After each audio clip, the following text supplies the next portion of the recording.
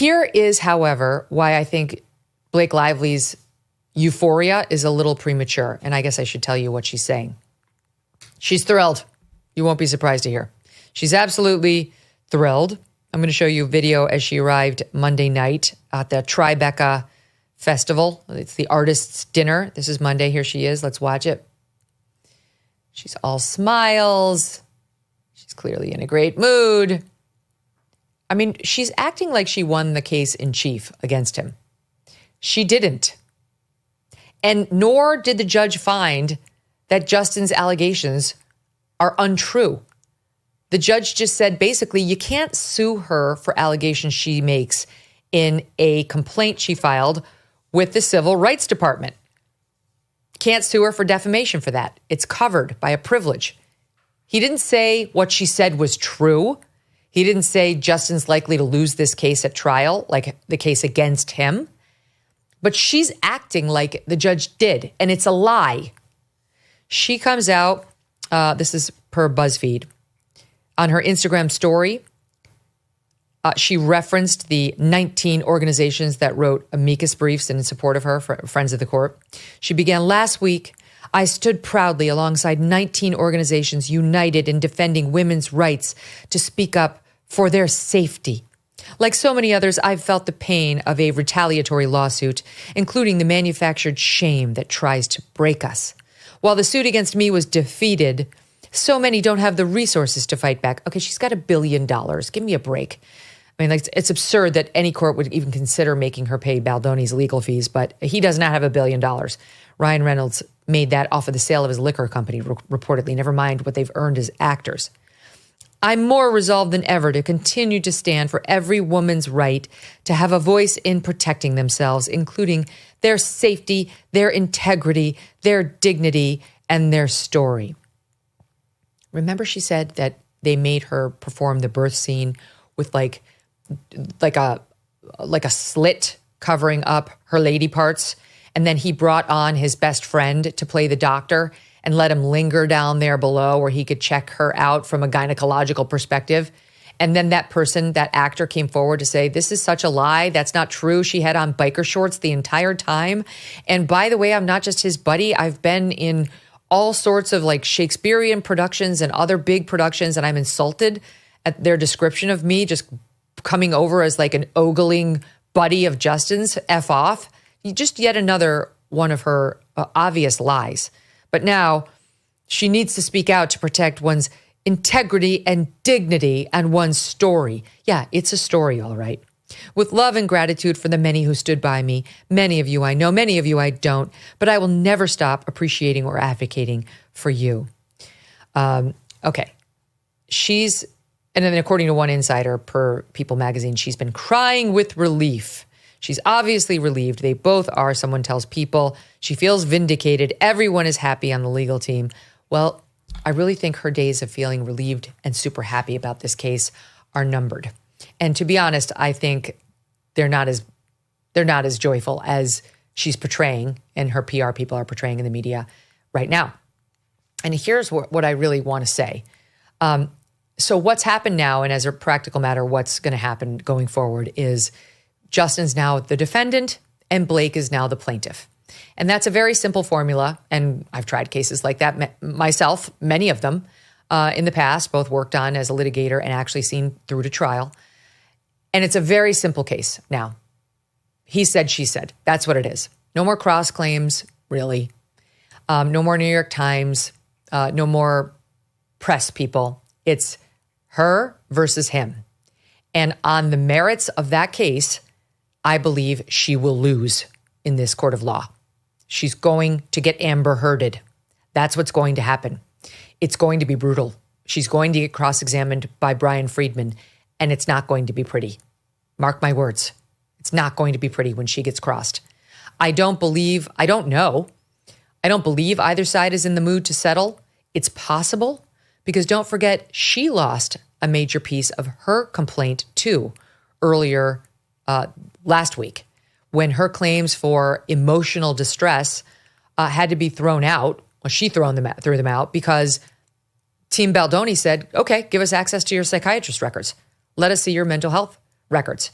You're claiming we have to pay you all these damages for the severe mental distress that we inflicted on you. Great. Let's see what those damages look like. And that's a totally appropriate request by them to say, you're asking us to pay for all your medical visits? Let me see your medical visits. Now I have to see whether you complained about me or you were complaining about life as a Hollywood star and Ryan doesn't pay enough attention to me. And she immediately dropped those counts, saying, never mind. And she asked if she could drop them without prejudice, so she could hold them over Justin's head from now to the point of trial. And the court said, we're not doing that. They're dropped. If they're dropped, they're dropped. And if they're not dropped, then fork over your records. So she also suffered a loss in this case in the past 2 weeks. So they both suffered a loss. His is bigger than hers, no question. I'm not trying to spin you. But now, if they're going to settle, would be the time for them to say, okay, Blake can say, I will waive my right to damages, or more than likely she'll say, you do have to pay my attorney's fees, but we're going to pay those, to like some charity. It'll be some Me Too, like a Time's Up type thing to try to make her look good. And Justin Baldoni could potentially do that and make this thing go away while he's not looking like he's paying for sexual harassment. That could be a potential outcome. But what I believe as of now anyway is that both sides are so dug in, they are likely to barrel forward to trial.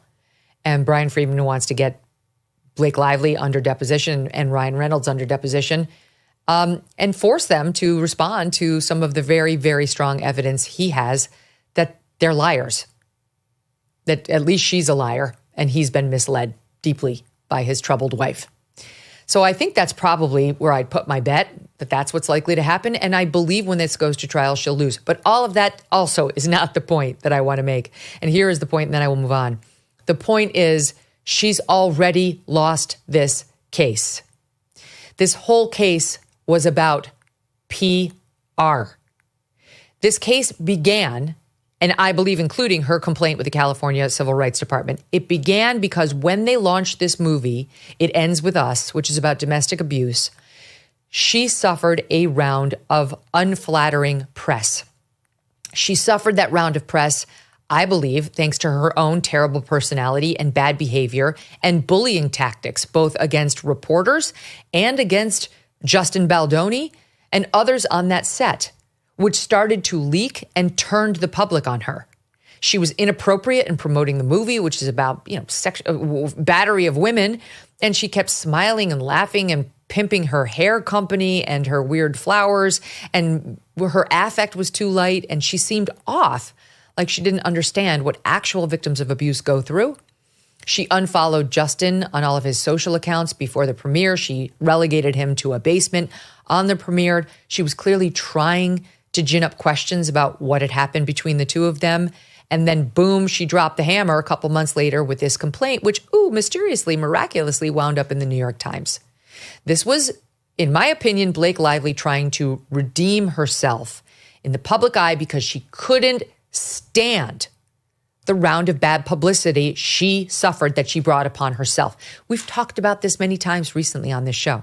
George Clooney couldn't stand the fact that I said he's not a journalist, so he had to launch into some diatribe about how I'm not and going off on me. Okay, all right. Why don't you dye your hair another shade of black, George? Also, you should consider what's happening with those enormous bags under your eyes. Okay, I'm just saying. That's probably why you haven't been cast in anything other than a play for a while. So that's George. But there's a lot of people who just aren't used to any sort of negative publicity about themselves.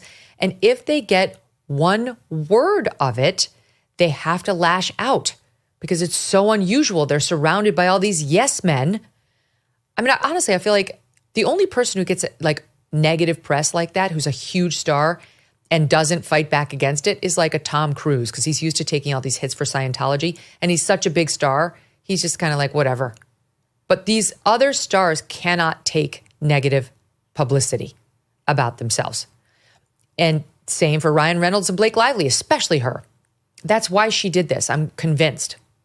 So she thought she was going to be able to bully him, that this was 2018 again, and that he would cower on the receiving end of these Me Too allegations she leaked that she had made on set, where she was failing and struggling. And I mean, she's terrible in the movie. If you've watched it, a lot of people have commented on it. And that she would emerge like she called herself in that text message she sent to Justin as Khaleesi from Game of Thrones, that she would be the mother of dragons, this fierce warrior, that Taylor and Ryan were her dragons who were going to kill for her anybody who got in her way or tried to smear her reputation. And while she wrote that to Justin in a friendlier moment, although there was clearly a veiled threat in there for him too, that's really how she thinks about herself. And she wanted to have that Me Too moment. I mean, this is the same thing with Gretchen Carlson. Gretchen Carlson sees herself as like the heroine of the Me Too movement. It's pathetic. Look what's happened to her. She's gone completely crazy, hard left. She's as bitter as they come on the left. She's one step away from the enormous blue glasses and blue bracelet and shaving her head. It hasn't really worked out well for her. And this hasn't worked out well for Blake Lively, because he did not cower. He did not hide in the basement. He did not roll over. He hired Brian Friedman, who fought back against Blake Lively. And she looks like a craven liar. Her reputation is in tatters. I'm not sure if she realizes that, because she only insists on hanging out with fellow leftists at places like the Time 100, where I saw her and I told you about that. She's Amber Hearded herself. Good luck getting your next big Hollywood blockbuster role. You guys are going to be dining off of Ryan Reynolds' money from here to eternity. And she knows it. And by the way, it's not about money for her. She wants to be a star. She wants to be cast. Do you think it's tough to find a lot of beautiful blonde Hollywood actresses who really would like to star in a film who don't have a reputation of being a complete diva who's going to Me Too the producer, director, creators of the film? It's really not. They're a dime a dozen. Good luck to her.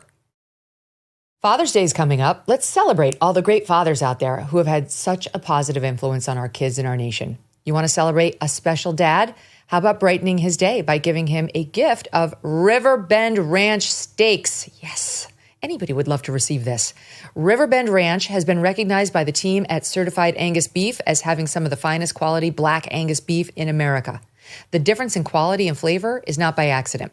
For the last 35 years, the Riverbend Ranch has been raising black Angus cattle with a focus on flavor and tenderness, carefully sorting the genetics to produce the absolute best quality beef. And they raise their beef the old-fashioned way, without artificial growth hormones and without antibiotics. Riverbend Ranch is all about quality. Last year, the Engineering News Record named the Riverbend Ranch Beef Processing Facility as the best manufacturing facility built in the U.S. in 2024. Exceptional American beef, grown and processed in America.